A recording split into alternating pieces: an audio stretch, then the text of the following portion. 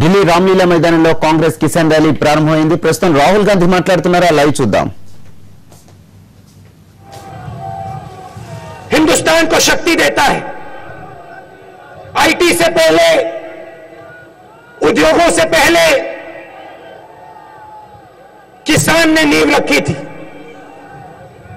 हरी क्रांति की और हिंदुस्तान को भोजन दिया। जो भी यहां बना है उस नींव के ऊपर बना है। किसान की मेहनत के, किसान के खून के ऊपर बना है।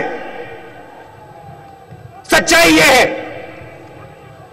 आज जब किसान सोता है उसे यह नहीं मालूम कि कल क्या होने वाला है।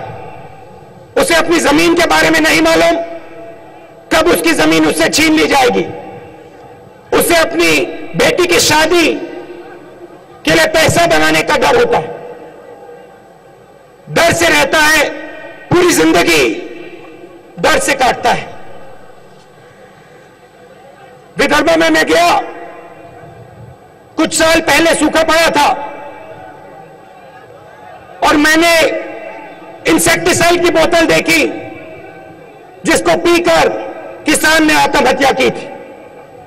उसके बच्चे वहां थे, उसकी बीवी वहां थी, उनका भविष्य नहीं था। बुंदेलखंड में सूखा पड़ा, वहां के किसानों के साथ जाके खड़ा हुआ। पलायन हो रही थी, लोग दौड़ रहे थे। मनमोहन सिंह जी की सरकार थी, मनमोहन सिंह जी ने पैकेज भेजा, विदर्भा में पैकेज भेजा। जब भी हम किसान की मदद कर सकते थे हमने पूरे दिल से मदद की। गेहूं की एमएसपी हमने 540 रुपए से 1400 रुपए की। चावल 560 रुपए से 1310 रुपए तक और गन्ना को हमने 220 रुपए तक आपको दिया। जब आपके ऊपर कर्जा था, आपके लोग हमारे पास आए, किसान आए और आपने हमें कहा कि देखिए बैंक के दरवाजे बंद हैं, बड़े लोग आसानी से बैंक लोन ले लेते हैं, हम बैंक में जाते हैं, हमें भगा दिया जाता है। विपक्ष के लोगों ने कहा कि कर्जा माफ नहीं होना चाहिए। उन्होंने हमसे पूछा कर्जा माफ करने के लिए पैसा कहां से आएगा, और हमने आपको दिखाया 70,000 करोड़ रुपए हमने कर्जा माफ करके आपको दिया। कम ब्याज पर अधिक कर्ज उपलब्ध करके आपको साहूकारों से हमने बचाया।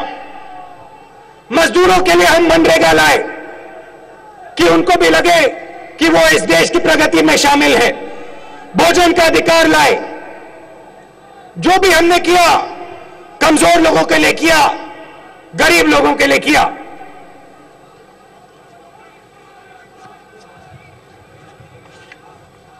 न्यामगिरी में आदिवासियों ने मुझे बुलाया और आदिवासियों ने मुझे कहा, न्यामगिरी में 200-300 युवाओं से मैं बात कर रहा था और उन्होंने मुझे कहा, राहुल जी देखिए ये हमारी जमीन है, ये जो पहाड़ है ये हमारा भगवान है, इस जंगल से हम जीते हैं।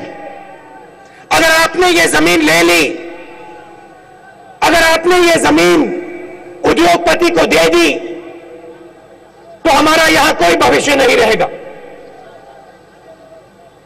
मैंने उनसे कहा देखिए आपकी लड़ाई कांग्रेस पार्टी लड़ेगी, आपकी लड़ाई मैं लड़ूंगा और वो लड़ाई लड़कर हम जीते। मगर जीतने से पहले वही लड़के मेरे पास फिर आए। पहली बार उन्होंने मुझे प्यार से बोला था, दूसरी बार वो गुस्से में थे और बंद कमरे में उन्होंने कहा, राहुल जी देखिए हम आपको सीधा बता देते हैं, अगर आपने ये जमीन वेदांता को दे दी तो वो 400 लड़के जिनसे आप मिले थे वो सब के सब नक्सलाइट बन के हिंदुस्तान के खिलाफ लड़ेंगे। उन्होंने खुला मुझे कहा कमरे में। सच्चाई ये है कि सरकार गरीबों के लिए चलनी चाहिए। किसान अपना खून पसीना देता है, किसान ने हिंदुस्तान की नींव बनाई है और सरकार को किसान को नहीं भूलना चाहिए। मोदी जी गए, विदेश में गए, हिंदुस्तान के प्रधानमंत्री हैं और उन्होंने कहा कि 50 साल का कचरा मैं साफ कर रहा हूं। मोदी जी हिंदुस्तान के प्रधानमंत्री हैं। मुझे यह सुनकर काफी दुख हुआ। सबसे पहले उनको हिंदुस्तान के लोगों की शक्ति नहीं समझ आती। जो आपने पसीना दिया, जो आपने खून दिया पिछले 60 सालों में इस देश को बनाने के लिए, वो उनको दिखाई नहीं देता। और दूसरी बात, ये जो उन्होंने शब्द कहे हैं विदेश में हिंदुस्तान के बारे में, वो ना मोदी जी को शोभा देते हैं और ना प्रधानमंत्री के पद को।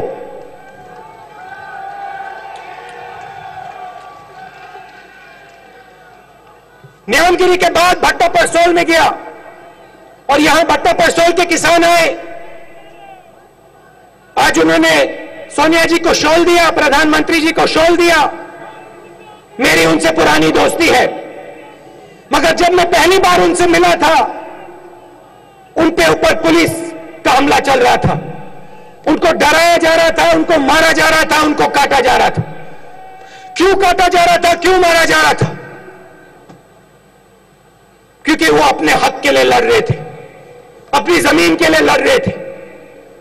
मायावती जी की सरकार थी, हजारों एकड़ किसान से छीनकर, मजदूर से छीनकर उद्योगपतियों को, बिल्डरों को दिए जा रहे थे। भट्टा परसोल में मैंने पदयात्रा की। एक महिला मेरे पास आई और उसने कहा, राहुल जी मेरी जमीन ले ली, मुझे तो बताया भी नहीं। एक दिन मैं गई, सुबह उठी 4 बजे 5 बजे उठी और मेरी जमीन के चारों ओर रस्सी बंधी हुई थी। एक व्यक्ति वहां खड़े थे, उन्होंने मुझे कहा, भैया ये आपकी जमीन नहीं है, ये तो अब हमारी जमीन है, अब आप यहां से जाइए। हम आपके हक के लिए लड़े थे। 2 साल लगे उस बिल को तैयार करने में। और मुझे याद है जयराम रमेश जी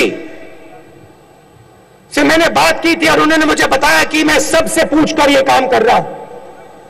और जिस दिन वो बिल पास हुआ, मैंने अपनी आंखों से देखा है बीजेपी के नेता पार्लियामेंट के मेज पे ऐसे अपना हाथ थपा रहे थे।